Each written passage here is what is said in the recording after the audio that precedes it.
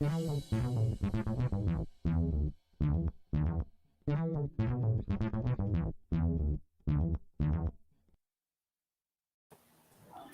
we've been live for 2 minutes, and yet that's not a 2-minute intro. Interesting. We must have quite the delay. We're going to check the replay on that one. Yeah. Hello, everybody. Welcome to This Week in Indies for October 17th, 2021. As you can see, I am sitting with the great and amazing Katie Salidas, and we are here at Multiverse in Atlanta, Georgia, on the last day of the con. But we couldn't go without not doing This Week in Indies, and it's just a rite of passage for us, and we're real excited to be here. We'll talk a little bit more about that later, but we've got a great group of people to join us here for the show regardless, and you will recognize them as soon as I can do this. All right. Look at that beautiful dais. All right. Welcome, everybody, and let's walk around and see who's here. So, Anita, why don't you start us off? Hello, I'm Anita Stewart. I write under F. Stewart, horror, fantasy, poetry.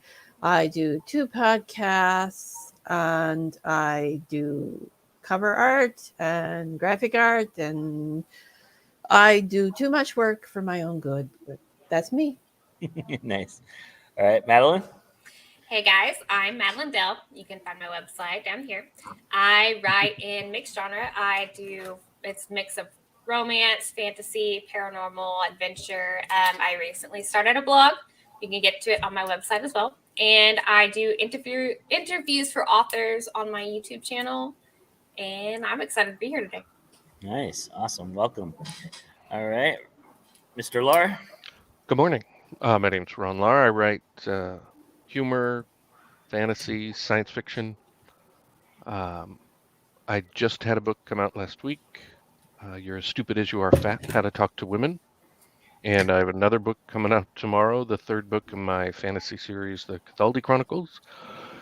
You can find them at one of my websites that's listed here. I also love gardening, cooking and baking, and old cars, and money, and my family. In that order? Sometimes. No, really, money would be far more high up. Fair enough. Well, welcome everybody. So something that's really come across as I've ventured through the panels and talked to a lot of people here this weekend is the idea of pitching yourself and going around and talking about what you do, who you are. And it's been really interesting to get the perspectives of some longtime publishers that are here and some, newbies who don't know how to do these things. And I went to a pitch session where they had, where they were practicing their pitches and everything like that. And so it was kind of the thing that I'm kind of left with this weekend with this idea. We always talk about how on social media our presence is to be natural and be who we are and use it for the purpose of how to use it correctly. And I'm finding that might even be so true in person, even in some respects. So I was kind of curious from all of you, how, and you probably all don't need to pitch anybody, but when you're talking to somebody who you've just met or you are at an industry event where you're talking to somebody or you're even if it's like in this setting in Zoom and everything like that, I'm curious how you approach your pitching and what you think is the right way or the way that you felt comfortable doing it. Well, I have embraced the darkness, and that is my comfort zone. And it seems to work for me. And apparently, I am very cheerful when talking about dismembered bodies, as mentioned on another panel. So, yeah. That's me. That is my brand. Nice. Cheerfully talking about dismembered people, but fictional people. Just to clarify. It's memorable, at least. That's one of the tricks, though. You talk about something that you're genuinely passionate about or you genuinely love. It's a lot easier for that to translate into the conversation, and it makes the conversation flow a lot smoother.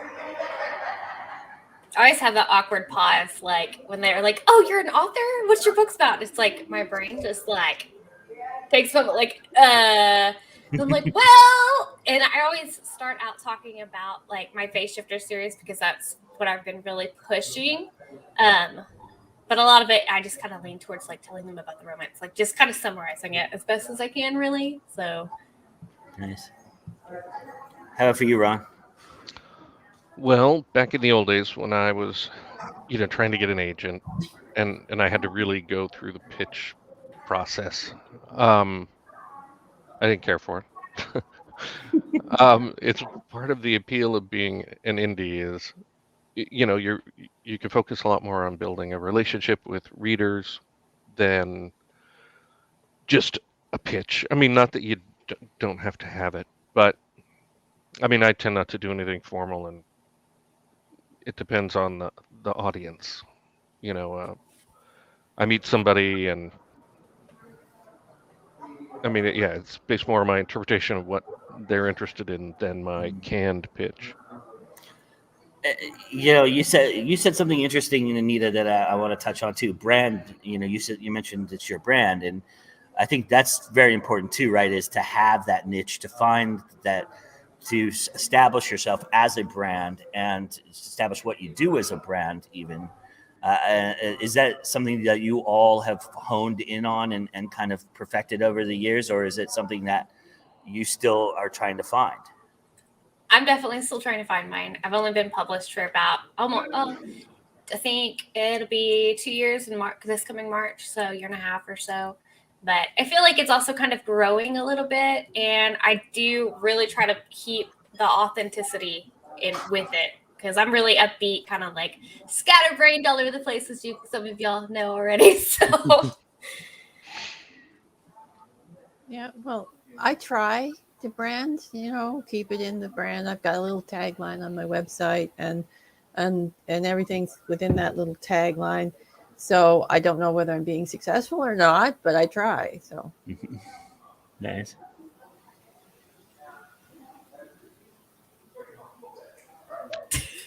Well, I hate to say, hey, Ron, how do you feel about yeah, it? it's like we're all looking at you. Well, I mean, I'm changing a lot right now. I mean, before, for the last year and a half, it's just been fantasy stuff, and now I got the science fiction novel coming out very soon, and I've released that hopefully humorous self-help book.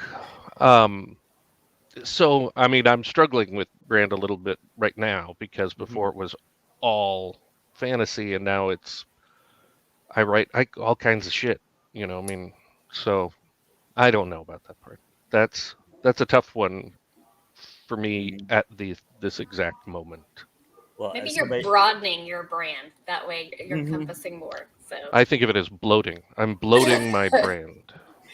There's that element too of if you're being yourself, if you're being genuine, and you're again talking about things that you love, that's part of your brand. So it's easier to be your brand or to represent your brand when you're actually doing something you genuinely have that interest in, that you don't have to try. yeah, That makes a lot of sense. Yeah. The other thing that has come across a lot is when, the cool thing about this con that I found that doesn't happen at most cons is when you tell somebody you're a writer, most people here know you're a writer, so they don't have to ask you that, but they also don't give you that special question that we all get, the second question, which is, oh, you know what? I have this great idea for a book. Maybe you can help me write it. Or what do I do? Right? just start writing. It's always my answer. Like they're like, but how? yeah. How do I write? You sit your butt down at the computer. That's how you do it. Yes. Type it out. Start or get a pen and paper and just start like doing the story. Like you can't. They almost expect you to do it for them, and you're like, no. No, they do. They want you to do it for them. Yeah. Even though writing sentences is easy in theory, writing a story is hard and takes dedication. And I think in the back of their mind, they realize it. This is going to take a shitload of work. I don't want to do it, but I got a great idea. How about you do it? You're already a writer. Yeah. You You're know, like, no, I got too much on my plate, too much up in here going on. No. Yeah. Now- Pay me the now ghostwriting ghostwriting- rates and I'll do it. yeah, if you're willing to pay ghostwriting rates, we'll Yeah. talk. I'll happily ghostwrite you for money. Yes. Well, as somebody who values money as their top priority, Ron, would you do the same? No. I mean, I really am only interested in writing what I want to write. I mean, I have a friend who writes to market, and he writes children's stories, and he's doing really well, and I have no interest in trying to do something like that. I mean, when it comes down to it, I'm trying to do this because I love it, not for the money. Don't tell anybody. Okay. Your secret's safe with everybody who's not watching right now. Thanks. But I mean, seriously, I mean, I've been a consultant for a lot of years and did that for money and was miserable, and I don't want to do that anymore. But I still want the money. It's quite the conundrum. Yes. It is. It's actually very common. That was a very common conversation here too. Is it wasn't so much about making the book. Making the book is the easy part. You know, it's the how do I find my audience? How do I sell this thing? How do I make multiple copies of it? When I love it, you know, a couple publishers have said, I really love this book. I want it to do well, but I don't know how to get it out there to the masses and market it. So part of the pitch that they work on, along with working, you know, when you pitch them, is they're also looking to pitch how to get it to an audience and work on that. And so we all do that kind of on our own. And it's kind of, so do you have a different pitch for when you are approaching the book versus selling the book, marketing it, or is it the same pitch with kind of variants? I definitely have different different pitches, like almost like book hooks kind of thing. I have a list of like just different ones for each book. I try to keep it updated and change it because the market's constantly changing. Readers are constantly looking for different things, and it just kind of like it is always something different. Like when you ask me in person, it comes out one way, but like if I'm posting it online, it's another way. But it just kind of depends on who I'm trying to talk to, I guess. Yeah, it's kind of pitching the book to the audience you want to reach. In my case, like you have to find what in the book is going to reach the people you want to read it. So if I'm pitching a fantasy book, I'm going to be hitting the fantasy elements in it. If I'm pitching a horror book, it's going to be the fear and the scary and the monsters. So it just depends. And the mashups are the hardest ones to pitch because it's like, okay, which one do you focus on first? For real. Yep. Yeah, I like that. Selecting the pitch for your audience. That's important, especially when you're in person. Harder to do online, but easier when you're in person. And for me, at least, when I approach people at a convention, I tend to find out what they like first. And I open the conversation up with that. Now, if you go to like a sci-fi fantasy convention, it's pretty easy to guess what they like. If you go to a Comic-Con, most people are wearing what they like right out there in the open. It's a lot easier to figure out. But approaching them based on what they like also kind of creates rapport. You're connecting with them on that point. You know, hey, you like this, I like this, let's talk about this. Oh, my book also has these elements. Makes it easier. Yeah, it does. How about for you, Ron? It's changing genres now. Have you had to? Obviously, they're two different tones, right? So, yes, the fantasy series is epic fantasy with a fair amount of humor in it because of the narrator, but the science fiction is humorous science fiction. I mean, there's some pretty goofy elements to it. I mean, it's a very different feel. And then the self-help book is just awful. I mean, the narrator is just the worst. I mean, I'm working on it. I'm like, oh my God, I'm going to hear some awful things back because, I mean, he uses some language that's inappropriate, like, you know, I don't even want to do it. But so yeah, very different. And I mean, I have to say, I'm really struggling I mean, I've created a separate website and a separate email newsletter list, but um, I so I went to go, set up some advertising on Facebook, and and they had put me in Facebook jail a while ago, and I didn't know it, so I can't do it. So I was expecting to work through this process a little bit as I was setting up advertising for the various books, and now I can't. So it's kind of put it on hold. So I still don't know. I mean, I'm very much in limbo. I'm sorry. No, I'll make it up to you guys later. please, we need that. We need you to make it up to us, please.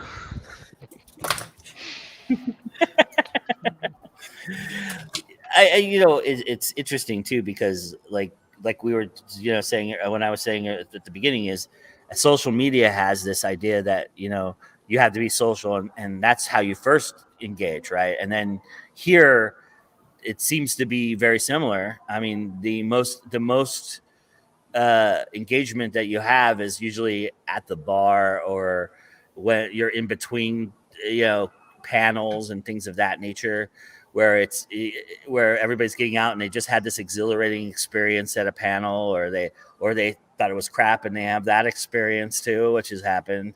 But it just seems like when you're at your most creative, you also have to be on, but you have to be yourself, which is this weird balance, this weird kind of odd dynamic. And I mean, we've experienced it. We've talked about it several times on the show already about that, and the idea of it.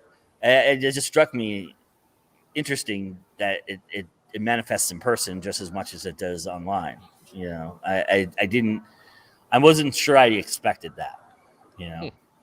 Especially when you have dealer tables here where people are selling their stuff.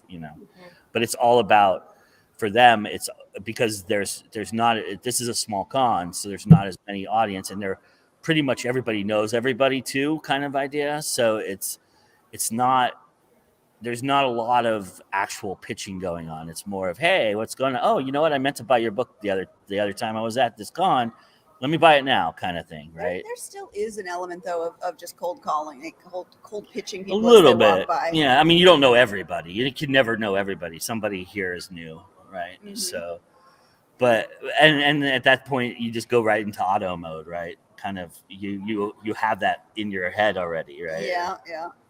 So, but I mean, when you meet somebody new, is your approach to be kind of more of you than more of your book kind of idea, or it just depends on the type of person you meet? Because I think that's interesting too, right? I think the newer ones immediately go into sales mode. Mm-hmm. I think if it's your first convention, you're like, oh, I gotta sell. Everybody who walks by becomes an opportunity to sell, whether you know them or not, and so you instantly go into pitch mode. After a while, when you've done a few conventions, you've been at this for a while, it's more relaxed. You're more easygoing about it, and you kind of do the more personal approach. Mm.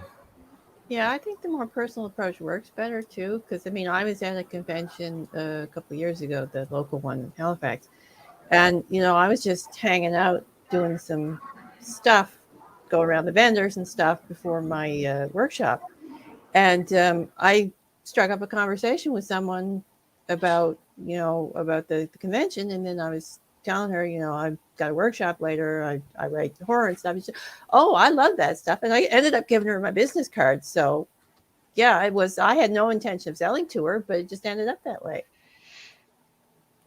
Well, for me, I definitely do the personal, because I think if you enjoy my sense of humor, then you will enjoy the books. So, it's just truth in advertising. I agree with the personal thing, because sometimes you'll meet somebody and they may not be a huge reader, but they'll still buy your stuff because they're like, oh, hey, this person wrote this book, but I may not want to read this, but I'm going to support her because she's really cool and she likes the same things I do. Or both into say the Avengers or something like that, or horses, just random topics like that. They're like, oh, I'm going to buy her books and maybe she'll sign them for me. And I can still have that and talk about to all of my family, like, hey, I know this author. So, Yeah, that personal connection makes a real difference, I think. It does. I'm curious too, when you're doing your ads, when you're defining your ads, when you're making ads, are you adding any element of personality to that, or are you just doing an ad kind of idea? Is it different for that kind of pitch? Well, when you're doing an ad, you got to tailor the copy to the book. I mean, so it's more about the book in that case than about you.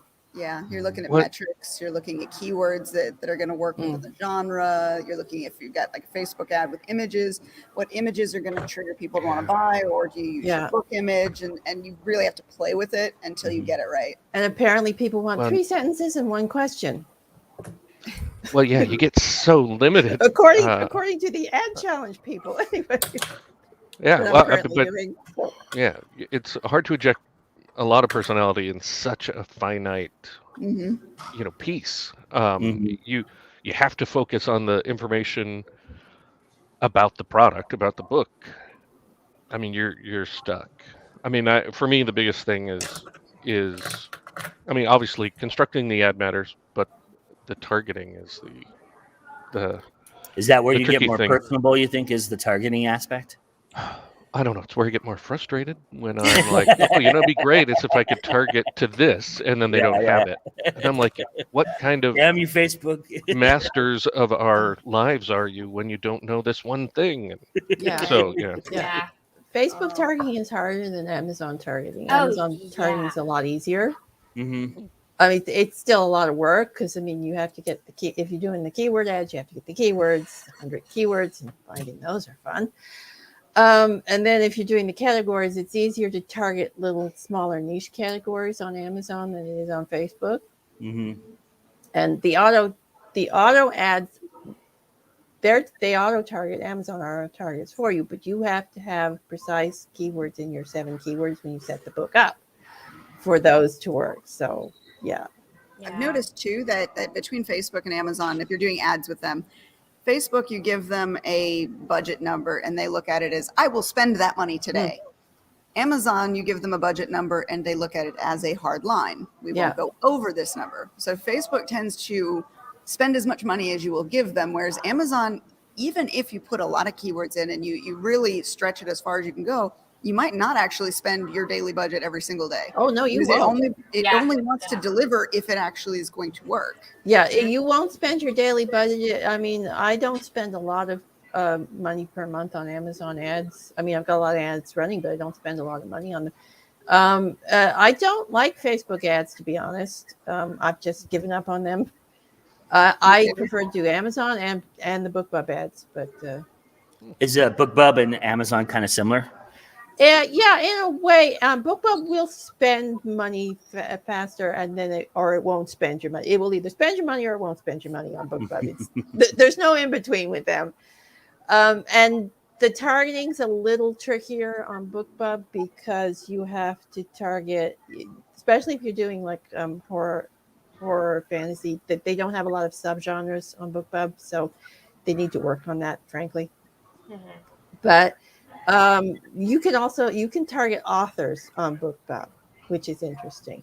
So if you know authors that write similar books, similar genre to you, target them, and they will target their readers. So you've got a better chance of that. You have to tweak your bids better on BookBub though, because the lower bids don't necessarily work as well on BookBub as they do on Amazon. So.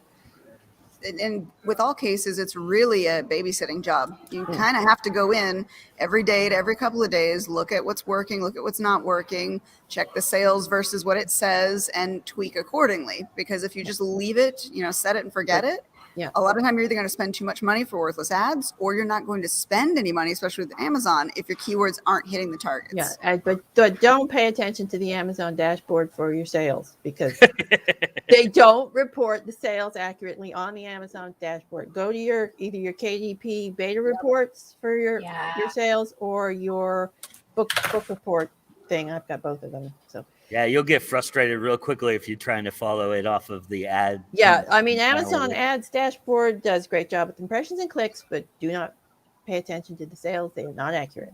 No, they're not. It's frustrating. Very, very frustrating. How do you, Madeline? How have you done? Like you've done Amazon and Facebook as well. Have you done Yes. BookBub as well? I'm starting with the BookBub.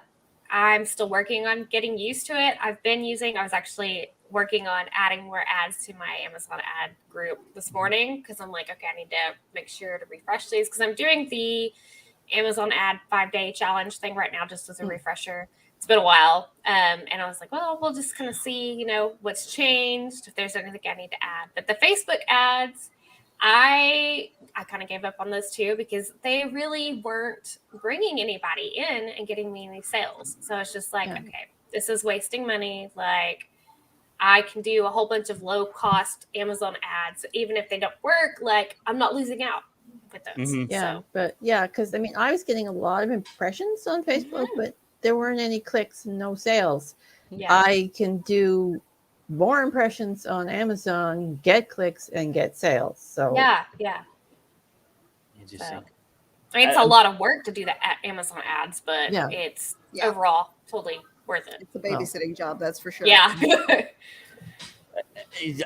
I'm wondering because those are, as you mentioned, not personable, and then you have your personable pitches that you do to people, and then your social media that you present yourself with, right? And I'm kind of curious, because authors oftentimes struggle with this aspect of what they're doing. This marketing thing is a tricky, it's a tricky mistress, and it's a hard thing for a lot of people, and a lot of people don't want to do it. And I'm curious, if you had a choice, would you choose the personable method versus the clinical method, or if you could just do clinical, would you just do clinical? I would stick with the personable, I think, just because like that's my books. I feel like are a lot of me. Like they also like I have a lot of my personality that comes out of my characters in the book, not intentionally, but that's just what it happens. So if they don't like me, I feel like they're not going to like my books. So Even if you see that the results are different for you in that respect, probably. would you always stay with the personal? Ooh, probably.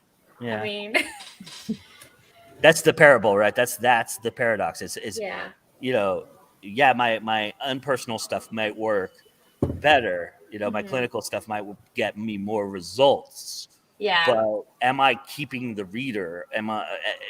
Because you don't know, because they could just pick that book up because it was 99 cents or whatever the ad is, and never read it.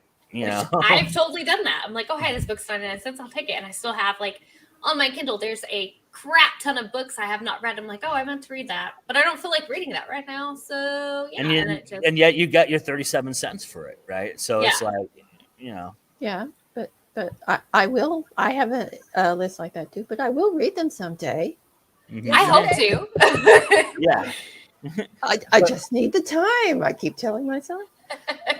So how about for you, Anita? What would you prefer to do? Well, I prefer the clinical because, I mean, in some ways, if the personable means just talking about my book, I'm happy about that. I'm happy to explain all the little intricacies and the monsters and everything, right? If I have to talk about myself, yeah, no, I avoid that. And again, that's why I always have trouble with the newsletters, because you have to, what did happen today? Oh yeah, I got up, I had breakfast, that was it. Went to work, did my stuff. Here's a picture of my cat. Enjoy it. Yeah, I don't even have a cat. So. Right. You monster. That might be interesting. Yeah. Create a monster, and this is a picture of my monster. He had breakfast with me today. But yeah, so the personal side of the personable was difficult for me. But yeah, I'm trying.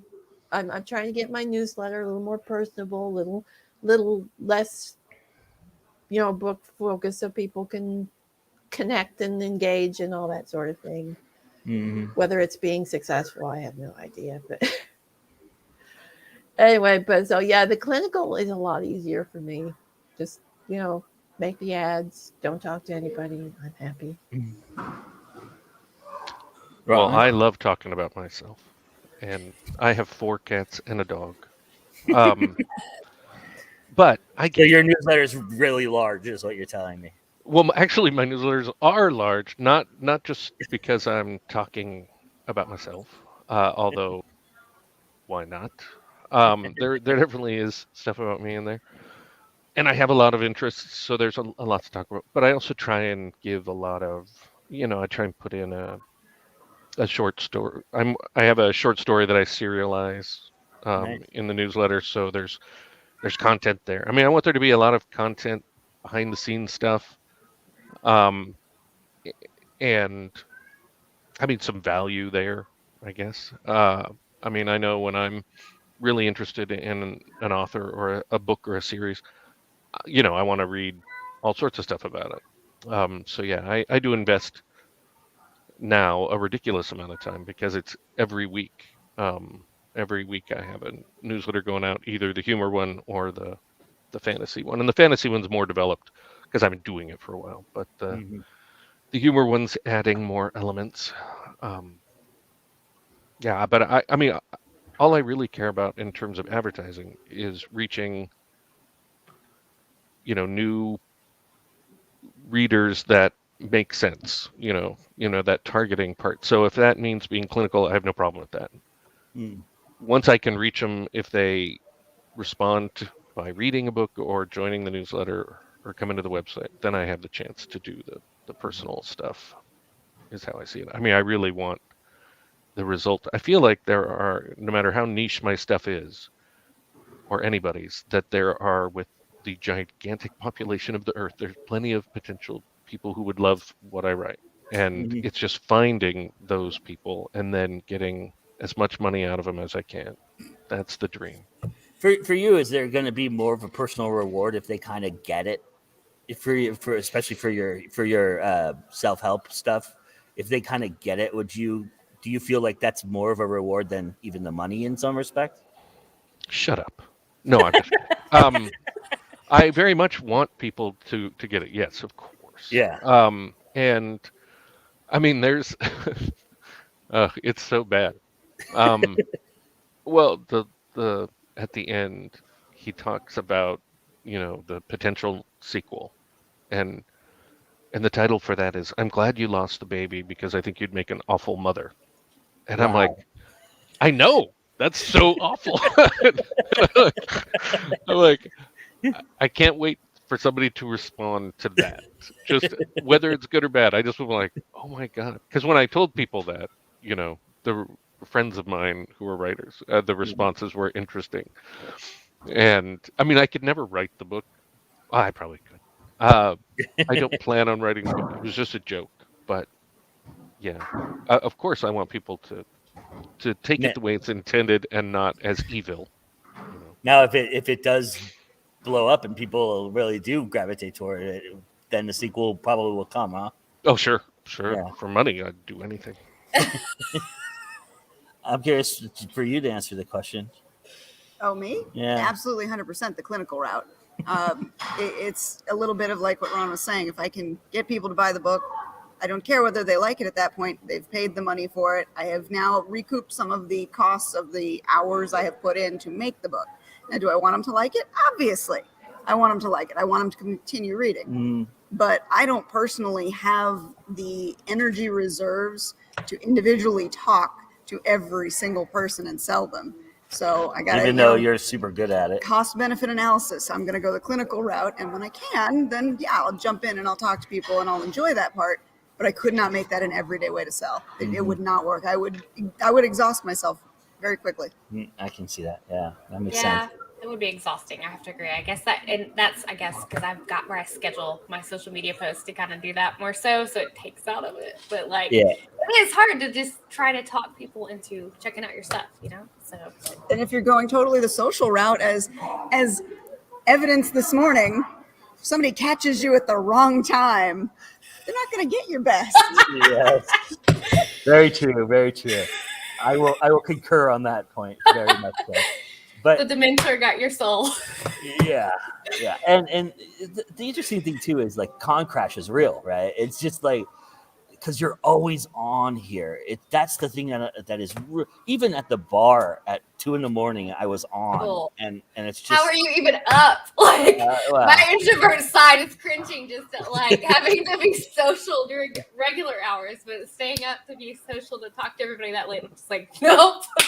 and the funny thing is that's when you're supposed to be more real, right? But you're really it's just natural. You're going to talk shop with everybody, right? So it's just it is just so much a part of what this culture is, and it's so you have to be kind of on. You have to be guarded because even at 2 a.m, you might slip up and say something, and especially if you're drunk, and that person might remember it, and it's kind of like, so I'm even thinking about that from time to time. I mean, I don't really say anything outrageous typically, but Me either. What's that? I said me either, but I was lying. but yeah, so it's kind of this double-edged sword in a lot of ways because you might actually make real good connections with that and have lifelong connections, maybe even help yourself a little bit in that respect. Maybe you're tired of self-publishing and you meet a publisher that maybe you pitch to and they ask you about it a little bit or something to that effect, right? Yeah. And you get this idea, oh, maybe I can sell this to this guy and I don't have to worry about it, right? I mean, that would be awesome. But I don't want to do that. But at the same token, it's not giving you the 37 cents in your pocket, right? That's true. So, then, of course, it's going to also make you wait a lot longer to get it out there. Well, that, and then all the effort you put into building direct relationship with your readers, you start to lose. I mean, you still have the people you've reached now, but in the future, all the people that come in are going to go to them.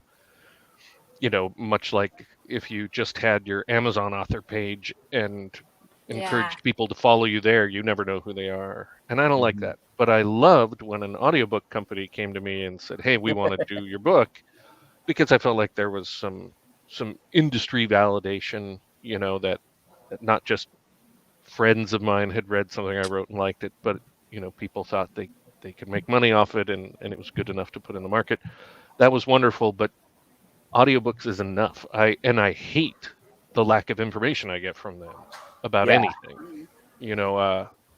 You get really spoiled being able to go look at things, and maybe it becomes a time suck sometimes, but I much prefer that. I mean, yeah, I would do it for the money, but I'd be really unhappy and conflicted.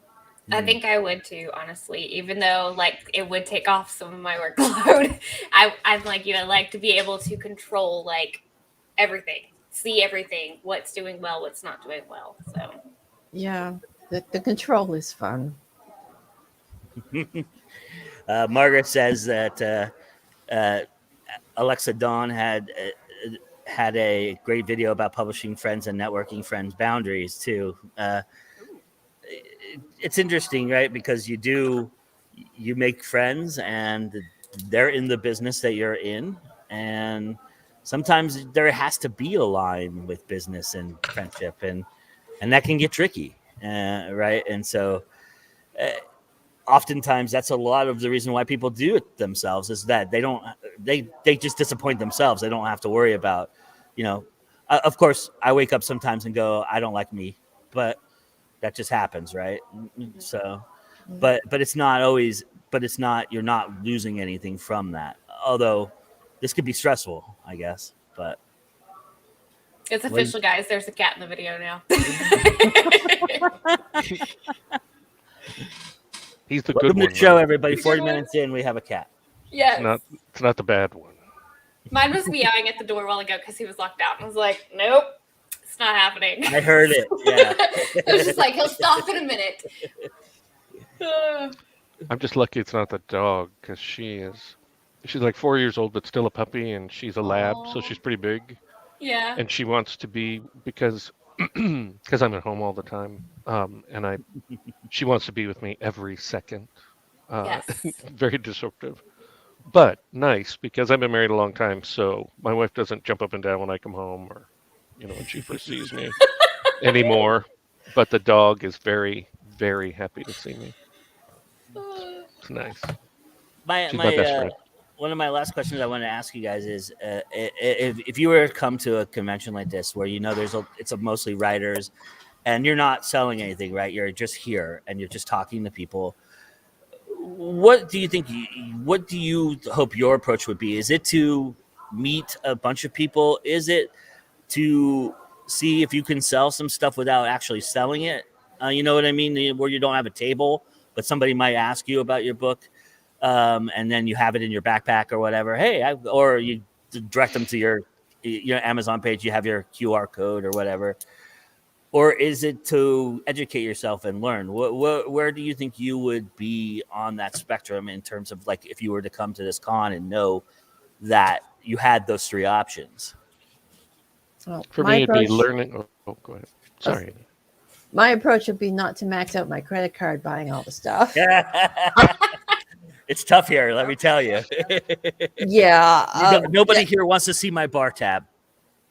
Well, the bar tab wouldn't be a problem for me, but yeah, buying all the art and the books and everything. But yeah, I'd want to learn and take in, especially how different writers and authors did their setups and what they were offering, for freebies and stuff like that. And take all that in. Nice. Yeah, for me, totally learning would be the first, and then building relationships. Mm-hmm. I've never gone to a con as somebody trying to sell stuff, so I would not be excited about that part. So yeah, I would totally focus on the other two. I agree with you guys on the learning and just experiencing it for the first, as my first one, because I haven't done one yet. And I'm with Anita. Like, I would have to control my spending limit on everything. So, because I go to those and I'm like, oh, what can I take home? This is going to be memorable. I can hang this here. Or like, oh, those books look good. Let's get some of those. Yeah. So the nice thing for me is I'm an excellent drinker. yes. Me too. Well, okay, I say that, but I get a little over the top hyper. Yeah, that's worked that's worked to my benefit this weekend as well. So Awesome. yeah. How about for you, Katie? You walked around these halls. You went to the art gallery in the dealer's room. Was the impulse to hold on to your wallet as tight as you possibly could? Very, very much so. But it was really interesting to stop by the different tables and to see how everyone approaches pitching their book. Yeah. I was kind of fascinated by that more than anything else, because as you walk down, especially if they don't know who you are, they're in pitch mode. And so I would stop and I go, okay, tell me about your book then. And then I'd listen to their pitch. And then at some points I was kind of critiquing and I had to hold back because I don't want to come across as being that person. But I was like, all right, stop there. Too much information. Give me your log line. You want me to ask more questions. Don't dump it all on me. And so I ended up having fun conversations with people based on how they were pitching. And I was hearing some great stories. And it's really hard not to go broke because you hear the stories like, yeah, that's great. I want to read that. But I also have to make sure my luggage isn't overweight because I can only bring one bag. It's going to cost me. So, but yeah, it is really the social aspect is the most fun, I think. You start to go, do I really need that extra shirt or that extra hoodie? Right? Maybe I could just leave that behind and put some books in there. See, now that's always really mail it to yourself. There you go. Take it to the post office or UPS. Like, okay, I'm shipping this huge box of Look things. at that. That's a great idea, actually. No, but my Achilles heel is the shirt. Because I see somebody's got a shirt or a hoodie, or I'm like, oh, I need that. Yeah, go indie now shirt. Yes. Give me all the t-shirts. I'm the same way. Yes. Oh. Margaret mentioned you're from talking about your wife and comparing it to a dog. And then she also said her goal is usually making as many feel-good connections as I can, given social battery time. Yeah, I mean, that's the thing, right? You do run out at some point. You do. Yeah. Absolutely. You can burn out real quick. I mean, last night, as much as I wanted to stay up and out, I was coming in on a deficit and I just couldn't hang. I was like, I'm sorry, guys, I got to go. It happens. It does. Yeah. And Margaret says that she agrees with your priority too, Anita.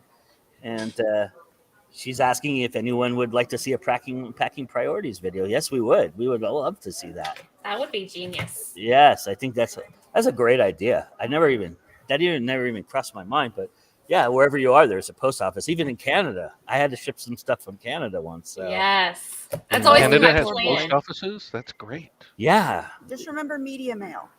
Good for them. Yes, It is your friend. That's always been my plan. If we go out of like the country, I'm like, if I can't fit it in my bag, I'm just gonna mail it back. Somebody suggested that to me like years ago when I was a physical therapy assistant tech, and I was like, that's good advice for traveling. I'm gonna keep that in mind. The one thing I will say about that though is make sure if you have a spending limit or you have a certain amount that you account for that, not overspend, and then go, oh shit, I can't mail it. Yeah, shipping cost. Ooh. Oh, kitty. Gail, that's weird. Gail Carragher had a great blog post about packing for cons, and yes, I used Nita Mail from Chicago this month. Yeah. Hey, it only takes a little bit extra time, and it is so much cheaper. Oh yeah. The problem is that for me and Katie, it wasn't just about going to the con. We're packing for other things, so Camera equipment and stuff actually weighed a lot more and caused me some packing issues on the way in. Mm-hmm. Yeah. Oh. Yeah. So it's different for that respect. That's why most of my camera stuff is in my carry-on because, I think that's better. And then I can pack as much underwear as I need possibly. See, and then I get creative with Yeah. I get creative with mine and borrow my son's stuff in order to make it work. Hey, it works though. Like for real. Right? Yes. Can we get back to how much underwear Joe needs? Because that sounded like a lot. I mean, like, I am as a much as pack you need. diva. I mean, I have to tell you, I'm a pack diva. I always overpack. It's just my way. You've got to be prepared for anything. Yeah, you never know. I have literally right now, it is overcast and about 55 degrees outside. I have a pair of swim trunks in my packing gear because I just figured, well, if it's 100 degrees and there's a swimming pool, I'll probably go swimming. So I need to be prepared for that. And yeah, well, I could do the alternative and skinny dip. They may never have me back at the hotel if I do that. So indoor pools. There you go. So I have a jacket and swim trunks, and I've not pulled either one of them out of my suitcase yet. So, but that's the kind of thing that I do. I don't like the term I'm a Boy Scout and I'm always prepared, but that's kind of how it is. I'm always prepared, So, but that was beautiful. Thank you. You wanted to know. Hey, you asked. No, I did. I did. you know. Didn't get very much underwear related information, but I mean, I was really more like, what are the emergencies that are going to require you to have a massive amount of underwear? But now that I think about it, maybe I don't know. Talking about the food. That is true. Very true. Yeah, I don't know. I always think about, like, you never know. You could be walking down the street. I know this is really rare, but you could be walking in some dirt and you just fall and slip and, it soils down to your underwear. And then, what are you left with? The dirtiest pair you had before. So I always No, I get it. Underwear thieves. I hear you. Yeah, for real. Yeah, seriously. You never know who is rifling through your bags in the airport either, right? So, that's why I have a hidden compartment for my underwear. Yes. He's very concerned with his underwear. We Totally. see where the priorities are. Totally. It's my number one priority. Trust me. Yes, for sure. Meanwhile, mine are t-shirts. Yeah. That's my second priority. Oh, okay. Yeah. Okay. All right. Yeah, I have one jacket, one pair of swim trunks, and 55 t-shirts and 55 pairs of underwear, basically. That's how I roll. And 3 pairs of jeans. I just all got you a need. vision of Joe going through customs and being inspected, and they finding the secret compartment, wondering why. I'm kind of kidding about that, but I'm kind of not. I know, but this is where my mind went. What can I say? Oh. Actually, that's interesting you say that. I've really enjoyed the customs experience in Canada. I think it's one of the best. I I was super impressed by it, actually. I'm like, can America get their shit together like this? This is so much better, I don't know, but it's almost like self-serve in Canada with the little cameras. You go up to the little kiosk, you put your passport in there, you put your face in there, and hey, you're done. Yeah, it's kind of cool. Although the guy that sits up high in Canada, they have when you go through to the vinyl checkpoint, he's way up there like he's the Wizard of Oz, and you're a peon, and he's looking down on you. And I know that's by design, but it's kind of weird, especially when he's very polite about it. It's very strange, but that's Canada for you. Yeah. I know everybody's learning so much about me and Canada and underwear today. If any of you take anything away, that's probably the thing that everybody's going to take away from this conversation. Right? We talked about great ads and things like that, and all I'm going to hear in the comments is about my underwear. Probably. Here's what you're going to get now. You're going to get fan mail with novelty underwear. There you go. Yeah. Gift cards for underwear. Then I can steal from my good friend JD Estrada and have Underwear Wednesday or something There on you Twitter. Go. Use it. Yes. And market myself that way. I could be the underwear guy. What a nomenclature that is. Gonna bring in readers. Certain types of readers, sure. Yeah. It might work for what you're trying to do, Ron. I don't know if it'll work for me. But I don't know. yeah. A lot to think about. Well, this is a wonderful conversation, guys. Thank you so much for jumping in and being here and letting us give you a little taste of Multiverse, which we'll do here a little bit more in just a moment. But I wanted to go around and just have everybody kind of say where they can find you and talk about your books. Give us your pitch, if you will. So, Anita, well, actually, we'll go backwards like we normally do. So, Ron, start us off. Hello. The easiest place to find my stuff is at www.cathaldi.com. It's got links to everything else. Social media stuff and the other website, newsletter signups and all that. I would just say right now, changing genres is a challenge. And I was telling one friend of mine, I'm like, I have 2 more books coming out, and then I'm going to have a set coming out. So I've got a really busy next couple months. And then I'm going to relax, go on vacation. But really, it's just going to be marketing. I mean, my vacation will be stepping back from writing for a minute just so I can try and market all the various things. So as a huge favor, buy all my books. Nice. Pay Love for the you. travel. Yeah, love you, bye-bye. All right, Madeline, tell everybody where they can find you. Obviously, you've gotten really good at pointing. Yeah. Yes, I've been practicing a little bit. Okay, that's a lie. I haven't been. It's just I'm working on lining up with my camera. But you guys can see my website down here, www.thechaptergoddess.com. I have links to all of my books, which are widely published on Barnes & Noble, Book, Kobo, and you can find me on BookBub.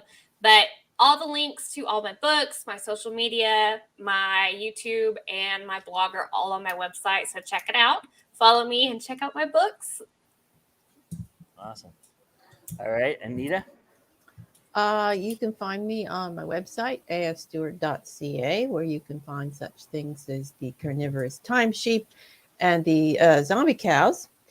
And I have a group on Facebook, AF Stewart's Minions. And I have my podcasts on YouTube, which are the Between the Pages Book Chat and Words to Kill. And I have my book cover site, AFS Cover Designs. Yes, I think I got that right.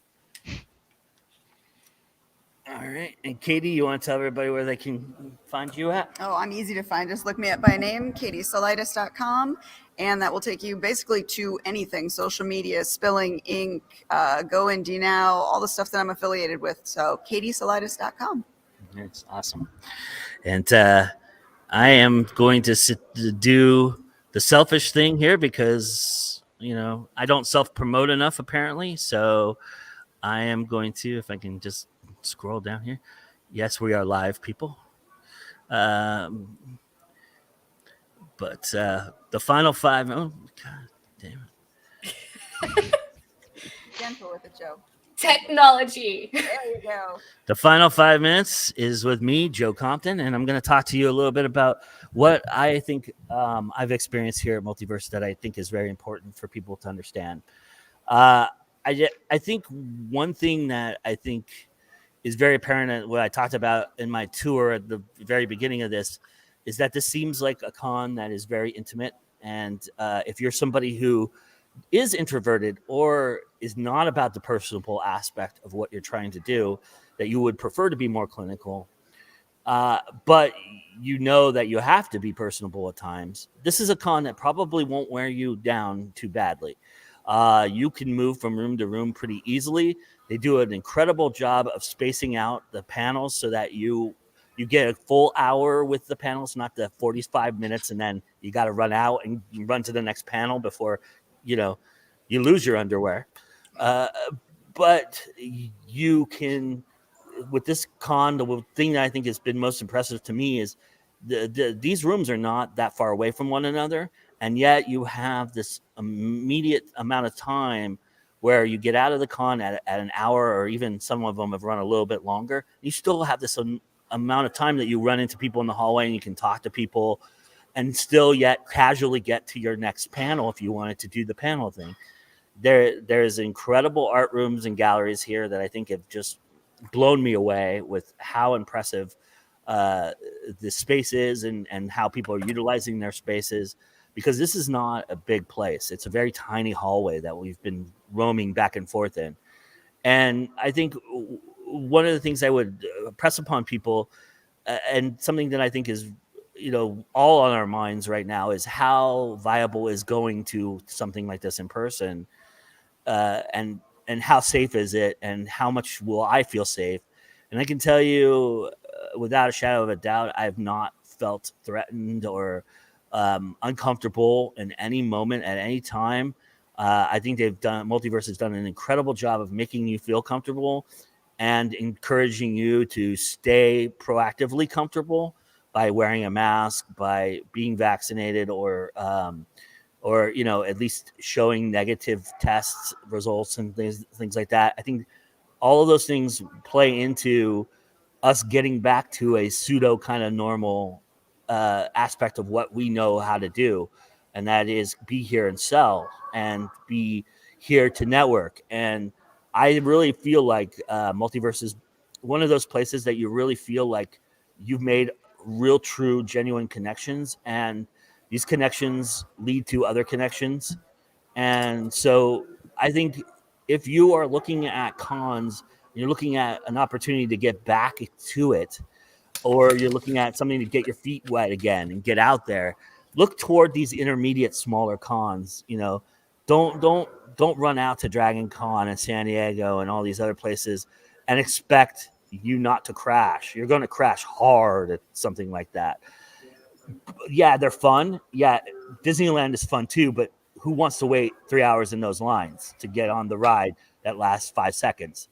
So this is a bigger slow burn, and I think you're going to get a lot out of it. And the thing I would say in comparing Multiverse to a lot of other cons is to look at how they approach what you're trying to accomplish. For what I'm trying to say is basically, is this a con that is geared towards you? Are you a fantasy writer, or are you a horror writer? Is there opportunity for you to be multi-genre here? Is there opportunity for you to grow as a writer? Is there opportunity for you to sell as a writer? All those things I think you have to weigh into when you attend a con like this. And I think if you do that, you're going to get an incredible, incredible experience out of this. It's been absolutely amazing for me personally.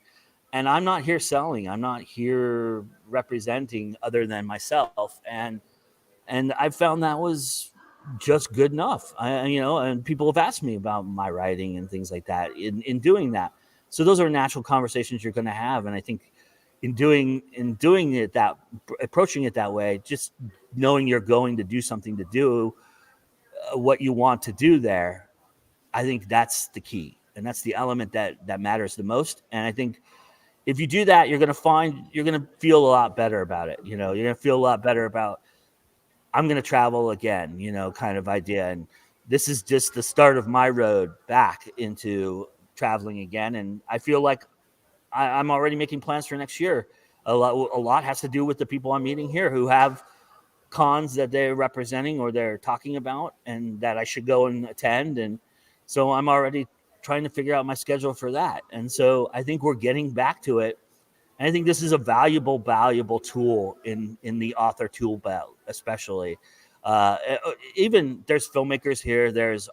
I met actually indie gamers last night and talked to them for like an hour. And I think you're going to meet all kinds of different people and who can do all kinds of different things for you. So if you're just a filmmaker or gamer or a comic book person, or you're just a fan of something, if you have a fandom, look for those niches and those cons that cater to that. And I think you won't be disappointed by that. And so, yeah, I just can't say enough good things about this con. I think it's well run, it's well executed, and it is very, very just well done in the way it spaces things out and presents things. The panels have been excellent. They've been interactive. That's the other thing about a small con. You feel like you're a part of it. When you're at a panel, sometimes they can just feel like you're just sitting there in a lecture hall, like you're a college student again, and you're listening to somebody yabber for 45 minutes. That's not the case here. They've all been interactive. The audience has all participated in every panel I've been in, and I think that's a really positive thing. And I think if you can get that experience, I would run to it and find it and hold on to it and do it again and again and again. Because as you know, in the delay of 5 seconds, it's always time to go indie now. So thank you so much, everybody. And we'll see you again next weekend. And have a great rest of your weekend. And we're going to go have some fun at some con. So, all right. Thank Take you. care. Bye-bye. Bye.